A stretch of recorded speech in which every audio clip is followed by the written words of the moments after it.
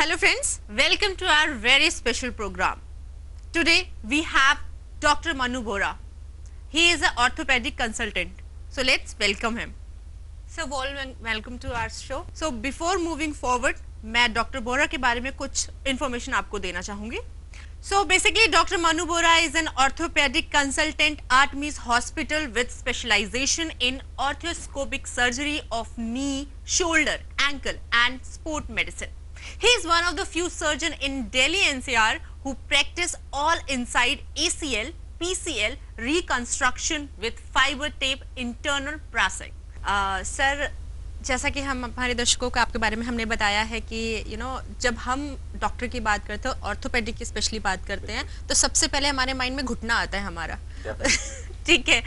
In fact बुजुर्गों की बात करें तो वो बस यही सोचेंगे मेरे घुटने में दर्द हो रहा है और कहीं उनको बोन की मसल्स के इश्यूज वो इग्नोर कर देंगे. बट नी प्रॉब्लम को लेके बहुत ज्यादा वो स्ट्रेसफुल रहते हैं, कंसर्न रहते हैं. हम उस पर चर्चा करेंगे, लेकिन शुरुआत में करूंगी स्पोर्ट्स इंजरीज को लेके. ठीक है, क्योंकि आजकल स्पोर्ट्स का बहुत ज़्यादा चलन है. घर पे भी लोग रहते हैं तो 1 घंटा ज़रूर खेलने में निकालते हैं. अगर हम प्रोफेशनली बात ना करें स्पोर्ट्स की, नॉर्मल ही बात करें, तो स्पोर्ट्स एक लाइफ का पार्ट बन चुका है. तो इंजरीज भी लाइफ का पार्ट बन चुके हैं. तो सबसे पहला क्वेश्चन ये रहेगा कि स्पोर्ट्स इंजरी की जो मेजर इंजरीज होती हैं वो कौन सी होती हैं? देखिए मैम, स्पोर्ट्स इंजरीज एक अलग तरह का डोमेन है ऑर्थोपेडिक्स के अंदर. ओके. तो इसमें वो इंजरीज आती है जिसकी हम दूरबीन से सर्जरी करते हैं, मतलब आर्थ्रोस्कोपिक जो सर्जरीज होती है, वो जो सर्जरीज है वो स्पोर्ट्स इंजरीज के डोमेन में आती है. अब वो इंजरीज आपको स्पोर्ट्स के दौरान भी हो सकती है और कई बार एक्सीडेंट लगने से या आप गिर गए उसके कारण भी हो सकती है. मेनली इन इंजरीज के अंदर सॉफ्ट टिश्यू इंजरीज होती है, जैसे कि हमारे टेंडन्स टूट जाते हैं कंधे के, या फिर हमारा कंधा बार बार में डिसलोकेट होने लगता है, या फिर हमारे जो नी के जो लिगामेंट्स होते हैं वो टूट गए, या नी के जो मेनिस्कस हैं उसके अंदर हमारे टीयर आ गया. उसी तरह से एंकल के अंदर लिगामेंट आते हैं, उसके अंदर टीयर आ गया या वो टूट गया. तो सॉफ्ट टिश्यू लिगामेंट और टेंडन इंजरीज जो भी आएगी वो स्पोर्ट्स इंजरीज में आएगी, क्योंकि काफी ज्यादा स्पोर्ट्स का चलन है आजकल इंडिया में. खासतौर से रेसलिंग, प्रो कबड्डी, क्रिकेट और अब फुटबॉल और हॉकी भी काफी बढ़ रहा है. तो जैसे जैसे बढ़ता रहता है तो इंजरीज के चांसेस भी होते हैं.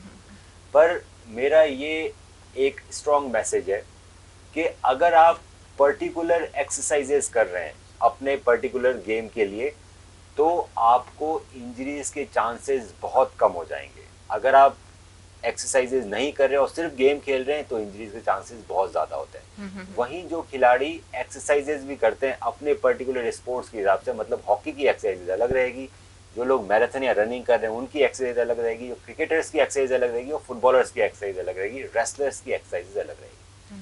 वो एक्सरसाइजेज हम लोग पर्टिकुलर स्पोर्ट्स के हिसाब से बनाते हैं, specific to that particular sports.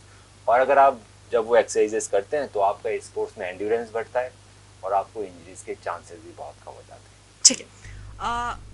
Common चीज़ है जो आपने अभी बताई है. हम डिफरेंट स्पोर्ट्स पे, डिफरेंट एक्सरसाइजेस पे बाद में आएंगे. शायद this is a reason why we are doing warm up before going to that particular sports. ठीक है. द थिंग इज कि स्पोर्ट्स बच्चे भी खेल रहे हैं और पेरेंट्स ज़्यादा इन्वॉल्वमेंट ले रहे हैं कि हमारे बच्चे स्पोर्ट्स पर्सन बने. ठीक है. And it's important to be a proper growth. It's important to live your life like a sports person. तो वो पेरेंट्स ना बचपन से ही बच्चों के अंदर वो डेवलप करने की कोशिश कर रहे हैं. तो एक्सरसाइजेस की जब हम बात कर रहे हैं तो क्या बच्चों के लिए एंड अडल्ट के लिए हम बात करें तो डिफरेंट टाइप के एक्सरसाइजेस होते हैं according to that particular sport? बिल्कुल मैम, दोनों की एक्सरसाइजेस बहुत डिफरेंट तो नहीं होती पर थोड़ी डिफरेंट होती है. आपने एक बहुत अच्छा सवाल पूछा, वार्म अप. तो मोस्टली एक्सरसाइजेस हम वार्म अप में कराते हैं. तो पर जहाँ तक कॉमन पीपल का सवाल आता है या जो उनको नॉलेज होती है, बहुत सारे लोगों को लगता है कि वार्म अप का मतलब है रनिंग कर ली और स्ट्रेचिंग कर ली. पर ऑल ओवर वर्ल्ड के जब आप स्पोर्ट्स इंजरी प्रिवेंशन शेड्यूल्स देखेंगे, डाटा देखेंगे, तो वहाँ पे ये मालूम पड़ता है और हमारे भी जो शेड्यूल्स हैं उसके अंदर स्ट्रेचिंग्स का रोल बहुत कम है, रनिंग का रोल कम है. मेनली हम फोकस करते हैं स्ट्रेंथ ट्रेनिंग पे. तो हर स्पोर्ट्स के हिसाब से पर्टिकुलर मसल्स की स्ट्रेंथ ट्रेनिंग करानी पड़ती है. कुछ एग्जांपल मैं देना चाहूँगा, जैसे क्रिकेट सबसे लोकप्रिय गेम है, तो जब क्रिकेट के अंदर जब कोई बॉलिंग करता है तो हमेशा आपका हाथ आगे की तरफ ही जाता है, पीछे की तरफ कोई बॉलिंग नहीं करता। तो इस पर्टिकुलर एक्शन को बार बार में रिपीट करता रहता है प्लेयर पूरे दिन, बहुत सालों तक, तो उसका जो एंटीरियर चेस्ट वॉल और जो एंटीरियर शोल्डर मसल्स है, खासतौर से इंटरनल रोटेटर्स, वो ज़्यादा डेवलप हो जाते हैं। वहीं उसकी अपर बैक कम डेवलप रहती है और पोस्टीरियर शोल्डर रोटेटर्स कम डेवलप होते हैं। इससे शोल्डर में इम्बैलेंस आ जाता है, उसको शोल्डर इंजरी और शोल्डर पेन के चांसेस बहुत बढ़ जाते हैं बिना किसी इंजरी हुए भी। इसके लिए जो क्रिकेटर की एक्सरसाइज रहेगी उसमें हम फोकस करेंगे कि अपर बैक स्ट्रांग हो ज़्यादा और एक्सटर्नल रोटेटर्स शोल्डर्स के ज़्यादा स्ट्रांग करें। तो वार्म अप के अंदर स्ट्रेंथ ट्रेनिंग का बहुत बड़ा रोल है। दूसरा, बच्चों की और बड़ों की हल्की सी फर्क रहता है इंजरी प्रिवेंशन में। अगर मैं फुटबॉल की बात करूं तो एडल्ट्स के लिए जो इंजरी प्रिवेंशन शेड्यूल है फुटबॉल को, उसको बोलते हैं फीफा 11+, और जो बच्चों का शेड्यूल है उसको बोलते हैं फीफा 11+ किड्स। तो ये चीज़ें आपको इंटरनेट पे अवेलेबल है, वहाँ से अगर आपका बच्चा फुटबॉल प्लेयर है, जाना चाहता है, तो आप इंटरनेट पे देख सकते हैं फीफा 11+ एंड फीफा 11+ किड्स, और वो शेड्यूल करवा सकते हैं। जी, स्पोर्ट्स पर्सन के लिए एक और चीज होती है कि कभी भी उनके मसल्स जो है स्ट्रेच आउट हो जाते हैं। बोन्स की हम बाद में बात करते हैं, बोन ब्रेक होना या टिश्यूज ब्रेक आउट होना, या हल्का सा मसल भी अगर हम मोच आना कह दें, तो ये छोटी छोटी चीजें जो हैं वो मेजर तो बाद में होती है, लेकिन ये तुरंत हो जाती हैं। तो माइट बी ड्यू टू आपने एक्सरसाइजेस नहीं की है, लैक ऑफ एक्सरसाइजेस, एंड कि आप स्टार्ट आउट कर देते हो खेलना बिफोर एनालाइजिंग एनीथिंग एल्स, तो उसमें क्या कर सकते हैं? इसके अंदर जो मसल स्ट्रेच्ड आउट या मसल स्प्रेन की हम बात करते हैं, तो वो उन खिलाड़ियों में ज्यादा होती है जिनकी मसल्स वीक होती है। अगर आप सिर्फ स्पोर्ट्स खेल रहे हैं और एक्सरसाइजेज नहीं कर रहे तो आपको ये चांसेस ज्यादा होंगे। तो इसके अंदर पर्टिकुलरली ई सेंट्रिक मोड में जब हम एक्सरसाइजेस करते हैं, ई सेंट्रिक हैमस्ट्रिंग, ई सेंट्रिक क्वाड्रिसेप्स, तो हमारे स्ट्रेन के चांसेस बहुत कम हो जाते हैं। तो इंजरी प्रिवेंशन शेड्यूल में हमेशा ई सेंट्रिक मोड पे ज़्यादा फोकस किया जाता है, ताकि खिलाड़ी ई सेंट्रिक मोड में एक्सरसाइज करे और गेम में जाने से पहले वो एक्सरसाइजेस और वार्म अप करके जाए। ओके, एंड बोन बाद में पुल आउट होता है या पहले ही बोन हमारा खिंच जाता है या टूट जाता है, या मसल्स पे पहले फोर्स पड़ता है? थोड़ा सा एक्सप्लेन। स्पोर्ट्स इंजरीज में बोन फ्रैक्चर बहुत कम आते हैं, क्योंकि बोन बहुत स्ट्रॉन्ग बॉडी पार्ट है, तो खेलते खेलते बोन नहीं टूटती है अमूमन। बट छोटे बच्चों को देखिए, वो रनिंग करते हैं या तो उनका गिरने का पोजीशन ऐसा होता है। हम जब बात करते हैं स्पोर्ट्स की, तो फॉल एक तरह का ट्रॉमा है, वो स्पोर्ट्स नहीं है ना। तो अगर गिरने की वजह से किसी की हड्डी टूट जाए तो उसकी हड्डी को फिक्स करना पड़ता है, वो स्पोर्ट्स इंजरीज में नहीं आता। पर स्पोर्ट्स के अंदर हड्डी टूटना मुश्किल है, क्योंकि हड्डियां बहुत मजबूत होती है हमारी। हड्डी जनरली टूटती है, एक्सीडेंट हो जाए, कोई गिर जाए, एल्डरली पेशेंट है वो फिसले गिर जाए।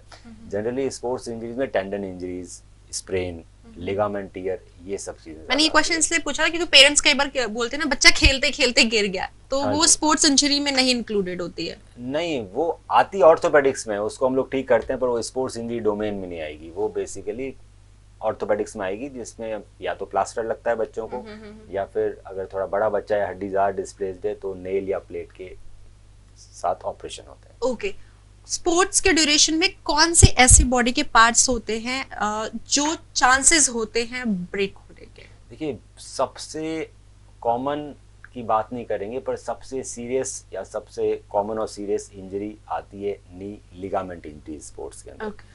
Mainly anterior cruciate ligament, ACL हमारे नी में एक लिगामेंट रहता है जो हमारे नी को स्टेबिलिटी देता है। स्पोर्ट्स पर्सन में खेलते समय ACL इंजरीज बहुत कॉमन है। उसके साथ साथ एंकल ट्विस्टिंग हो सकती है, जिसमें एंकल के लिगामेंट ATLF उसका स्प्रेन हो सकता है। दूसरा, शोल्डर डिसलोकेशन भी काफ़ी कॉमन रहते हैं, जो हमारे कुश्ती वाले रेसलर्स या प्रो कबड्डी प्लेयर्स हैं। तो ACL, PCL लिगामेंट जो हमारे नी के, और शोल्डर के रोटेटर कफ और शोल्डर डिसलोकेशन, ये बड़ी कॉमन इंजरीज हमें रोजमर्रा देखने को मिलती है। और अगर ये इंजरीज हो जाती है बाई चांसेस, आपने बोला बहुत कॉमन एंड सीरियस भी है, तो कैसे हम इसे टेक केयर करते हैं आपके थ्रू? देखिए, इसमें पहले तो हम फोकस करते हैं खिलाड़ी को इंजरी हो ही नहीं, ये सब चीज़ें। तो जिन जिन दर्शकों जो हम देख रहे हैं, जो खिलाड़ी है जिनको ये इंजरीज नहीं हुई है, अगर वो स्पेसिफिक एक्सरसाइजेस करेंगे तो उन्हें फ्यूचर में इंजरीज के चांसेस बहुत कम हो जाएंगे। दूसरा, चलो इंजरी हो भी गई तो सबसे पहले ये एक्सरे में डायग्नोस नहीं होती है मोस्टली इंजरीज, क्योंकि ये लिगामेंट की होती है तो आपको एमआरआई करवानी पड़ती है। एक बार जब आप एमआरआई कराते हैं उसमें क्या आया है रिपोर्ट में, क्या इंजरी ग्रेड 1 है, ग्रेड 2 है, ग्रेड 3 है, ग्रेड्स होते हैं इंजरी के, उसके हिसाब से हम इसका ट्रीटमेंट ऑप्शन डिसाइड करते हैं। लो ग्रेड इंजरी होती है, जैसे लिगामेंट का स्प्रेन हो गया या ग्रेड 1 स्प्रेन है लिगामेंट का, तो वो हम बिना ऑपरेशन के ठीक कर सकते हैं। आजकल रीजनरेटिव मेडिसिन बहुत एडवांस हो चुकी है दोस्तों। सो स्टेम सेल्स और पीआरपी, प्लेटलेट रिच प्लाज्मा, ये दो चीज़ें ऐसी हैं जिनके इंजेक्शंस आप ही के ब्लड से बनते हैं। आपके ब्लड से ही हम लोग स्टेम सेल्स और प्लेटलेट्स एक्सट्रैक्ट करते हैं, और वो जब हम लिगामेंट या शोल्डर या नी या एंकल में इंजेक्ट करते हैं तो ग्रेड 1 या स्मॉलर टीयर्स, पार्शियल टीयर्स हमारे बिल्कुल ठीक हो जाते हैं, हमें सर्जरी की ज़रूरत नहीं पड़ती। वहीं अगर ज़्यादा ग्रेड की इंजरी है तो उसमें ऑपरेशन की ज़रूरत पड़ती है। आर्थ्रोस्कोपिक सर्जरीज होती है आजकल, जिसके अंदर बड़ा चीरा नहीं लगता, दूरबीन से सर्जरी होती है। तो सबसे कॉमन ACL है। अगर मैं ACL की बात करूं तो फाइबर टेप इंटरनल ब्रेस जो सर्जरी है वो काफ़ी एडवांस्ड है। ACL की सर्जरी स्क्रू की मदद से भी होती है और फाइबर टेप इंटरनल ब्रेस भी होती है। स्क्रू की वजह से जो सर्जरी होती है उसमें रिकवरी में बहुत टाइम लगता है, बैक टू गेम जाने में 10 महीने लग जाते हैं। वहीं जब हम arthroscopic fibre tape internal brace से सर्जरी करते हैं ACL की, तो बैक टू गेम खिलाड़ी 3 महीने के अंदर चला जाता है। रिहेबिलिटेशन फास्ट है और इसके सक्सेस रेट भी स्क्रू की सर्जरी से बहुत ज़्यादा है। और अगर ये दोबारा बाई चांस हो जाता है, क्योंकि हमारे मसल स्ट्रांग नहीं है, जैसे आपने कहा कि हम एक्सरसाइज की बहुत इंपॉर्टेंट होता है, रोल प्ले करता है कि आपकी बॉडी या बोन कितना स्ट्रांग रहता है।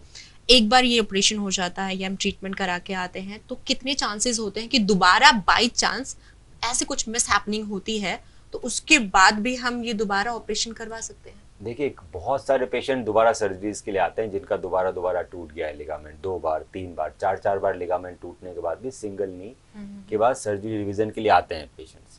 पर मेनली फेलियर के चांसेस, एक तो किस सर्जन ने ऑपरेशन किया है, कौन सा इम्प्लांट यूज़ किया गया, किस टेक्निक से किया गया, इस पर डिपेंड करता है। अगर सर्जरी अच्छी की गई हो और फाइबर टेप इंटरनल ब्रेस की सर्जरी है तो इसमें फेलियर के चांसेस बहुत कम होते हैं। वहीं स्क्रू की सर्जरी में थोड़े ज़्यादा हैं फेलियर के चांसेस।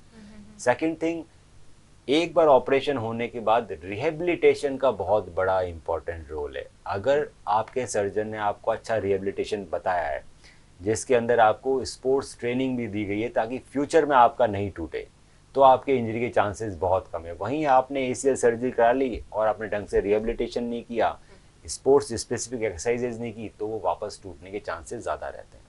ओके, तो फिर स्पोर्ट्स पर्सन के लिए बहुत डिफिकल्ट नहीं हो जाता होगा? क्योंकि एक आम इंसान ही अगर ये ऑपरेशन करवा के चल रहा है एंड उसे बहुत टाइम लगता है, 3 महीने आपने टाइम ड्यूरेशन बताया है, उसके बावजूद भी अगर वो ग्राउंड पे उतरता है एंड उसके लिए इट इज बी इजी कि वो वापस अपने फॉर्म में आ सके। बिल्कुल, fibre tape internal brace ACL surgery के बाद नेक्स्ट डे ही पेशेंट चलने लगता है। नेक्स्ट डे ही उसका पैर बैंड हो जाता है। 1 मंथ में वो आराम से जॉगिंग कर सकता है और 3 मंथ्स हमारे बैक टू स्पोर्ट्स हैं जिसमें वो रनिंग और हाई एंड स्पोर्ट्स कर लेते हैं। इज इट डिफरेंट फ्रॉम पहले जो सर्जरी होती थी? हाँ, जो कन्वेंशनल स्क्रू सर्जरीज है उसमें बैक टू स्पोर्ट्स आने में 10 महीने लगते थे खिलाड़ी को। आजकल एडवांसमेंट हो गया है तो बहुत सारे इंटरनेशनल प्लेयर्स को आपने देखा होगा बहुत जल्दी गेम में वापस चले आते हैं। तो वो इसी टेक्निक की वजह से जाते हैं। हमारे भी बहुत सारे इंडियन प्लेयर्स हैं जिनको हम ऑपरेट करते हैं, वापस बैक टू गेम रनिंग में, क्रिकेट में, फुटबॉल में, कबड्डी में, रेसलिंग में 3 मंथ्स में चला जाता है प्लेयर। हमने वार्म अप की बात की, एक्सरसाइज की बात की, मसल स्ट्रांग बनाना है। Apart from all these things कुछ ऐसी चीजें हैं जिससे हम अपने बोन्स को या मसल को स्ट्रांग बना सकते हैं डे टू डे लाइफ में भी? बिल्कुल, आजकल डे टू डे लाइफ, खासकर जब से कोरोना हुआ है, लोगों का घर के अंदर वर्क फ्रॉम होम बहुत बढ़ गया है, बाहर निकलना काफ़ी कम हो गया है। तो इस वजह से हमारे neck pain, upper back pain, lower back pain, knee pain common लोगों में भी बहुत ज़्यादा हो गए हैं। सो उन सब के लिए मैंने अपने YouTube चैनल और अपनी वेबसाइट पे छोटे छोटे वीडियोस बना रखे हैं कि अगर आपको नेक पेन हो रहा है तो आप वो वीडियो देखिए, सिंपल एक्सरसाइजेस कीजिए और आपका नेक पेन बिल्कुल ठीक हो जाएगा। अगर आपको नी पेन है तो भी सिंपल वीडियो है। तो सिंपल एक्सरसाइजेस, पर हर बॉडी पार्ट की एक्सरसाइजेज अलग रहती है। अगर आप नेक पेन है तो नेक एक्सरसाइजेस कीजिए, बैक पेन है तो बैक एक्सरसाइजेस कीजिए, नी पेन है तो नी एक्सरसाइजेस, हील पेन है तो हील एक्सरसाइजेस। तो अगर आप रेगुलर एक्सरसाइजेस करेंगे बॉडी पार्ट्स की तो आपको सारा पेन खत्म हो जाएगा और फ्यूचर में भी पेन नहीं होगा। अवेयरनेस इंपॉर्टेंट है। अवेयरनेस इंपॉर्टेंट है, और दवाइयों पे डिपेंडेंट मत रहिए। आप मत सोचिए कि आपको कोई दवाई दे दे और आप बिल्कुल ठीक हो जाए। Basically peoples are dependent on pain killer, you know. Right. तो वो थोड़ा सा वो उनके थोड़ा लाइफ के लिए भी बहुत गलत है। अगर एक्सरसाइजेस ना under the supervision of doctors या जो भी है जिनसे आप ट्रीटमेंट करा रहे हो, उनके सुपरविजन में अगर आप एक्सरसाइजेस करवाते हैं या क्लासेस लेते हैं तो वो कहीं ना कहीं ज्यादा इफेक्टिव होता बिल्कुल, पेन किलर ज़्यादा लेने से आपकी किडनीज खराब हो सकती है, आपके लीवर डैमेज हो सकते हैं। दूसरा, पेन किलर सिर्फ टेम्परेरी इलाज है। आपको सर दर्द हो रहा है, पेट दर्द हो रहा है, कमर दर्द है, घुटना दर्द है, सबका एक ही पेन किलर है। तो वो बीमारी ठीक नहीं करता, वो हमारे सिम्टम्स को कम करता है, मास्क करता है बेसिकली पेन को। तो बीमारी ठीक करने के लिए आपको एक्सरसाइजेस की ज़रूरत है, और अगर एक्सरसाइज करने के बाद भी अगर आप ठीक नहीं हो रहे हैं, तब आप डॉक्टर से मिल सकते हैं। हो सकता है कुछ डायग्नोसिस की ज़रूरत हो, एक्सरे, MRI, और हमें कुछ मालूम पड़ जाए कि आखिर ये पेन क्यों हो रहा है। पर 90% लोग सिर्फ एक्सरसाइज की वजह से पूरे ठीक हो सकते हैं। सिम्टम्स की आपने बात की है, सो उससे एक क्वेश्चन है मेरा। हम सिम्टम्स कई बार आते हैं, हमें सिम्टम्स आ रहे होते हैं बट हमें पता नहीं होता है कि ये किस चीज के सिम्टम्स हैं, इग्नोर कर देते हैं, यू नो, लाइक ब्रूफेन खा लिया, पैरासिटामोल खा लिया, पेन में रिलीफ मिल गया, ऑल ओके, ठीक है, ग्राउंड पे उतर जाते कहीं भी। But it's very important to go with the healthy body, with healthy mind, healthy muscles, healthy bone, but वो सिम्टम्स हम इग्नोर कर देते हैं। तो ऐसे कौन से सिम्टम्स है जिसे हमें इग्नोर नहीं करना चाहिए, आने वाले टाइम में हमें प्रॉब्लम दे सकते हैं? देखिए, बहुत सारे सिम्टम्स होते हैं जिन्हें हमें इग्नोर नहीं करना चाहिए। मैं एक एक जॉइंट की बात करूंगा। नी, जैसे कि आपने बताया, बहुत इंपॉर्टेंट जॉइंट है हमारे बॉडी में, और मैक्सिमम प्रॉब्लम नी की आती है। तो अगर आपको नी पेन कांस्टेंट है, जो 1 या 2 दिन ही, पर आप 2-3 महीने से परेशान हो रहे हैं, तो उसको इग्नोर नहीं करना चाहिए। अगर आपको नी पेन ज़्यादा हो रहा है, जब आप सीढ़ी चढ़ रहे हैं, उतर रहे हैं, या बैठ के उठ रहे हैं, तो हो सकता है आपका कार्टिलेज डैमेज हो रहा है, तो उसको इग्नोर नहीं करना चाहिए, क्योंकि इग्नोर करने से वो डैमेज बढ़ जाएगा बहुत। अगर आपको नी के अंदर कट कट कट कट की आवाज़ आ रही है, या फिर उसमें पॉपिंग साउंड्स आ रही है, या फिर आपको ऐसा लग रहा है कि आपका नी लॉक हो रहा है, लॉक का मतलब जब आप पैर सीधा करें तो अटक रहा है, फिर कट करके सीधा हो रहा है, या फिर आपको नी में कॉन्फिडेंस नहीं है, उसमें लचक आ रही है, चोट लगने की वजह से उसके लिगामेंट डैमेज हो गए हैं तो लचक आती है। तो ये कुछ हमारे सिम्टम्स नी के होते हैं जिन्हें हमें इग्नोर नहीं करना चाहिए। वहीं मैं अगर शोल्डर की बात करूं, तो शोल्डर पेन कुछ पर्टिकुलर एक्टिविटीज़ में जब आप अपना हाथ ऊपर उठाते हैं, उसे इग्नोर नहीं करना चाहिए, क्योंकि हो सकता है कि आपके रोटेटर कफ मसल में अभी टेंडिनाइटिस है, पर अगर आप इग्नोर करेंगे तो वो टीयर बन जाएगा और वो और बढ़ जाएगा। या फिर आप अपना हाथ नहीं उठा पा रहे हैं, या फिर वो बार बार में डिसलोकेट हो रहा है, या फिर आपको लग रहा है कि आपका कंधा हल्का सा ऊपर चढ़ चुका है। तो ये 3-4 शोल्डर के सिम्टम्स हैं जिन्हें हमें इग्नोर नहीं करना चाहिए। उसी तरह से एंकल के अंदर बहुत सारे लोग इग्नोर करते हैं रिकरेंट एंकल ट्विस्टिंग को। वो चल रहे हैं ऊबड़ खाबड़ सरफेस पे, मालूम पड़ा उनका एंकल बार बार में ट्विस्ट हो रहा है, वो 2 दिन दर्द रहता है, फिर ठीक हो जाता है, उन्हें लगता है कि चलो चल रहा है, पर बार बार में रिकरेंट एंकल ट्विस्टिंग से आपका एंकल धीरे धीरे खराब हो जाएगा, और हो सकता है कि अभी जो हम बिना सर्जरी के ठीक कर सकते हैं, बाद में आपको बड़ी सर्जरी की जरूरत पड़े। और ये एंकल के जो इश्यू आपने बताया आजकल बहुत कॉमन हो गया है, ये नी का हम कॉमन बोलते थे बट ये एंकल इश्यूज भी बहुत कॉमन हो चुके, तो ये चीजें हमें थोड़ा सा ध्यान में रख के चलना चाहिए। नी की बात करते हैं, जैसे हम स्टार्टिंग में कहा कि नी के रिगार्डिंग बहुत सारे इश्यूज आते हैं, बहुत सारे लोग बहुत ऑपरेशन कर रहे हैं, बहुत सारी चीजें, एंड अगर सबसे इंपॉर्टेंट चीज कोई कहता है मेरे नी में पेन है, तुम्हारी एज हो गई है। So this is a term people are using nowadays. But अगर हम छोटे बच्चे की बात करें, कई बार उसके घुटने में भी दर्द होता है, तो मैं सबसे पहले मेरा क्वेश्चन यही रहेगा कि जो नी के इश्यूज है, घुटने के पेन है और दर्द होना शुरू होता है, तो क्या ये एज के अकॉर्डिंग होता है या पहले भी शुरू हो सकता है? ये मिसकंसेप्शन है, थोड़ा चाहूंगी आप दूर कीजिए। देखिए, नी पेन मेनली 2 वजह से होता है। या तो आपके नी का कार्टिलेज है वो धीरे धीरे डैमेज हो रहा है, या फिर आपके नी के जो मेनिस्कस हैं उनमें टियर आ गया है। तो पहले मैं अगर कार्टिलेज की बात करूं, तो जनरली कार्टिलेज डैमेज होता है ओल्डर एज के अंदर। जब हम 40-50 के अबव जाते हैं तो धीरे धीरे हमारा कार्टिलेज डैमेज होने लगता है। पर क्योंकि आजकल लाइफ स्टाइल ऐसी है, तो हमारी प्रैक्टिस में हम देख रहे हैं कि 12 साल का बच्चा भी आ रहा है मेरे पास कार्टिलेज डैमेज के साथ, जिसको कोई इंजरी नहीं लगी, और 20 साल का भी आ रहा है, 30 का भी आ रहा है, 50 का भी आ रहा है, 70 का भी आ रहा है। तो बात सही है कि ज़्यादा आपको पेशेंट ओल्डर मिलेंगे, पर यंगर पेशेंट भी बहुत सारे हैं जिनका कार्टिलेज डैमेज बहुत जल्दी चालू हो गया है। इनके अंदर थोड़े अलग तरह के सिम्टम्स होते हैं यंग पेशेंट में। यंग पेशेंट में ज़्यादातर सिम्टम्स आते हैं जब वो सीढ़ी चढ़ते उतरते हैं तब दर्द हो रहा होता है, या फिर जब वो लो हाइट से उठते हैं तब दर्द हो रहा होता है। इस चीज़ के अंदर मेनली पटेला और फीमर, पटेलो फीमोरल कार्टिलेज डैमेज होता है यंग पेशेंट में, जिसको हम कॉन्ड्रोमलेशिया पटेला कहते हैं अर्ली स्टेज में, और अगर ज़्यादा बढ़ गया तो पटेलो फीमोरल आर्थराइटिस। तो यंगर पेशेंट में ये ज़्यादा मिलता है, ओल्डर पेशेंट में ओवरऑल कार्टिलेज डिजनरेशन ज़्यादा मिलता है, जिसको बोलते हैं ट्राई कंपार्टमेंट ऑस्टियोआर्थराइटिस। अगर आप अर्ली स्टेज में डॉक्टर के पास जाते हैं तो इस चीज़ का इलाज संभव है बिना ऑपरेशन के। कुछ पर्टिकुलर एक्सरसाइजेज जो आपके कार्टिलेज को फर्दर डैमेज से बचाएगी, और जो कार्टिलेज घिस चुका है वो हम platelet rich plasma, PRP injections और स्टेम सेल्स की मदद से बिल्कुल रीजनरेट कर सकते हैं। और आपका, अगर आप यंग हैं तो आपका पेन बिल्कुल ठीक हो जाएगा, और अगर आप ओल्ड हैं तो भी ठीक हो जाएगा, और आपको नी रिप्लेसमेंट की ज़रूरत नहीं पड़ेगी। सो रीजनरेटिव मेडिसिन, पीआरपी और स्टेम सेल्स आजकल बहुत सारे नी रिप्लेसमेंट बचा रहे हैं, और बहुत सारे यंगर पेशेंट को बिल्कुल ठीक कर रहे हैं जिनको पेन की वजह से उठना बैठना भी मुश्किल हो गया था। जी, नी के प्रॉब्लम्स बहुत सारे, जैसे आपने थोड़ा सा यहाँ पर डिस्क्राइब किया है। एक चीज और होती है, जैसे आपने कहा कि वो घिस जाता है। बिल्कुल ठीक है, कैसे घिसता है? आई मीन एज के साथ, या जो प्रॉब्लम स्टार्टिंग में आ रही है उसके साथ, क्या रीजन होता है घिसने का? देखिए, यंगर पेशेंट में एज कोई फैक्टर नहीं होता घिसने का। उनमें नी इसलिए घिसता है क्योंकि वो एक पर्टिकुलर एक्सरसाइज है जिसको बोलते हैं VMO, वास्टस मीडियलिस ऑब्लिकस। देखिए, हम है ना जनरलाइज करके बात कर रहे हैं, हो सकता है किसी पेशेंट में किसी और वजह से घिसा हो, पर मोस्टली पेशेंट का, यंग पेशेंट है और कार्टिलेज डैमेज आया है पटेलोफीमोरल, जो कि मोस्ट कॉमन यंग पेशेंट में रहता है, उनके अंदर VMO वीक रहती है। Okay. तो अगर किसी पेशेंट को इस तरह के पेन होते हैं, एंटीरियर नी पेन, सीढ़ी चढ़ने उतरने में, तो वो VMO एक्सरसाइजेज चालू कर सकते हैं, वास्टस मीडियलिस ऑब्लिकस। ये कैसे होती है ये आपको हमारी वेबसाइट पे मिल जाएगी, मेरे यूट्यूब चैनल पे मिल जाएगी। अगर आप VMO एक्सरसाइजेज कर रहे हैं, एक कोई अच्छी नी स्लीव पहन रहे हैं जिसके ऊपर सिलिकॉन का रिंग रहेगी पटेला पे, जो आपके पटेले को अपलिफ्ट करे, तो ये चीज़ काफ़ी हद तक ठीक हो सकती है। ठीक है, तो हम उन लोगों की बात करते हैं जो उस एज में आ गए, जिनके कार्टिलेज घिस रहे हैं एंड नी में इश्यूज आ रहे हैं। मेरे नोन में भी बहुत सारे लोग हैं।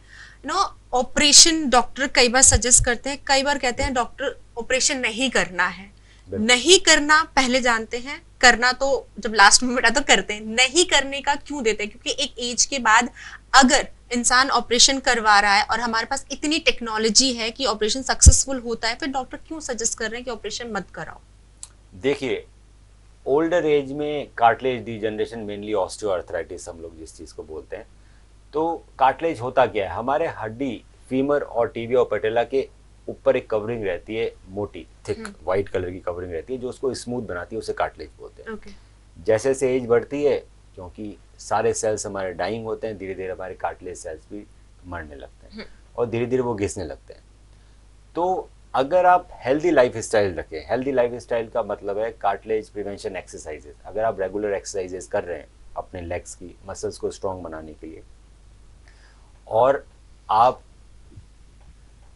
अपना वेट कंट्रोल में रख रखा है, बहुत ज़्यादा ओवर वेट नहीं है, तो आपके कार्टिलेज घिसने के चांसेस बहुत कम हो जाते हैं। उसके बाद भी अगर आपके कार्टिलेज घिस गए हैं और आपको नी पेन आ रहा है, तो आप उसे इग्नोर मत कीजिए।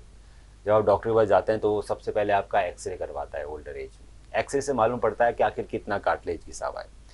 अगर आपका कार्टिलेज ज़्यादा नहीं घिसा हुआ है, कम घिसा हुआ है, ग्रेड 1 या ग्रेड 2 ऑस्टियोआर्थराइटिस में आ रहा है, तो हम उसको बिना operation PRP, platelet rich plasma, stem cells injection से ठीक कर सकते हैं। अगर आपका ज़्यादा घिस गया है, जिसके अंदर एक्सरे में बोन पे बोन टच होती हुई दिखाई दे गई है, तो भी उसे इग्नोर नहीं करना चाहिए, क्योंकि जितना आप इग्नोर करेंगे उतनी अपनी आप पेन बढ़ाएंगे, डिसेबिलिटी बढ़ाएंगे। टोटल नी रिप्लेसमेंट एक बहुत अच्छा ऑपरेशन है जिसको करने से आप बिल्कुल ठीक हो जाएंगे। अब जो आपने सवाल पूछा था मैम, अगर हमारे पास 60 से कम उम्र के लोग आते हैं जिनका नी पूरी तरह से घिस चुका है, तो हम उसके अंदर पेशेंट को एडवाइस देते हैं कि आप 2-4 साल या जितने भी साल वो छोटे हैं, अगर आप रुक सकते हैं तो रुक जाइए, क्योंकि जो नी रिप्लेसमेंट है वो एक आर्टिफिशियल जॉइंट है, उसकी 25 से 30 साल तक की एज रहती है, उसके बाद वो दोबारा करना पड़ता है, ख़राब हो जाता है आर्टिफिशियल जॉइंट। तो अगर कोई इसी पेशेंट को, मैं 60 से कम है, उसको अगर हम ऑपरेट करते हैं तो हो सकता है कि उसको अपनी फर्दर लाइफ में एक और बार ऑपरेशन की ज़रूरत पड़े 20 से 25 या 30 साल के बाद। वहीं जब 60 के अबव का कोई पेशेंट है उसको हम एक बार ऑपरेट करते हैं तो वो जिंदगी भर चलेगा उसका नी का इम्प्लांट।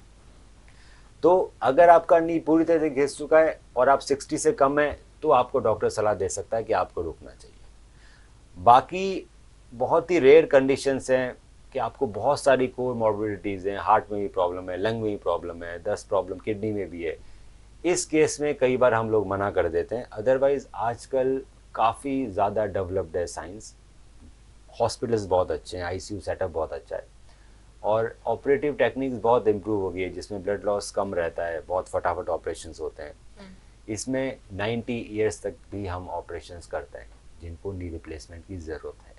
90 ईयर्स सक्सेसफुल रहता है ये? बिल्कुल रहता है मैम। पर अगर हम एक्सरसाइज की बात कर रहे हैं, लेकिन आजकल बेस्ट एक्सरसाइज सबने ये पाया है कि साइकिलिंग कर लो, सारी एक्सरसाइज का एक ही तोड़ है, तो ये ठीक है कहीं हद तक? नहीं, मेरे पास साइकिल जो नेशनल प्लेयर्स हैं, इंटरनेशनल प्लेयर, वो भी बहुत आता है हमारे पास इंजरीज के साथ। तो साइकिलिंग बहुत अच्छी एक्सरसाइज है, पर साइकिलिंग करने के लिए आपको साइकिलिंग इंजरी प्रिवेंशन एक्सरसाइजेस करना ज़रूरी है। तो जो भी हमारे खिलाड़ी हैं, चाहे वो साइकिल चलाते हैं या क्रिकेट खेलते हैं, मैराथन करते हैं, वो मेरी वेबसाइट पे जा सकते हैं। उसमें इंजरी प्रिवेंशन एक्सरसाइजेस का अलग सेक्शन है। तो उसमें जो लोग साइकिल चलाते हैं उनके लिए साइकिलिंग इंजरी प्रिवेंशन एक्सरसाइज है, जिसमें हम ज़्यादातर फोकस करते हैं आपके नीज पे और आपके पेल्विस पे, क्योंकि पेल्विक मोबिलिटी बहुत ज़रूरी है एक साइकिलिस्ट के लिए। तो इसकी प्रिवेंशन एक्सरसाइजेस भी आती हैं कोई भी? बिल्कुल, हर गेम की अलग प्रिवेंशन एक्सरसाइजेज हैं। तो वो आप इजीली फाइंड आउट कर सकते हैं हमारे वेबसाइट या यूट्यूब पे। और अगर आप किसी पर्टिकुलर स्पोर्ट्स में हैं तो आपको पेन इंजरी बहुत ज़्यादा होंगे अगर आप ये पर्टिकुलर एक्सरसाइजेज नहीं कर रहे हैं। इन एक्सरसाइजेज की वजह से आपका एंड्योरेंस बढ़ेगा, आपकी टाइमिंग्स कम रहेगी, आप ज़्यादा साइकिल चला पाएंगे और आपको knee pain, back pain, shoulder pain, pelvic pain भी नहीं होगा। Thank you so much for being here. Thank you so much. नमस्ते।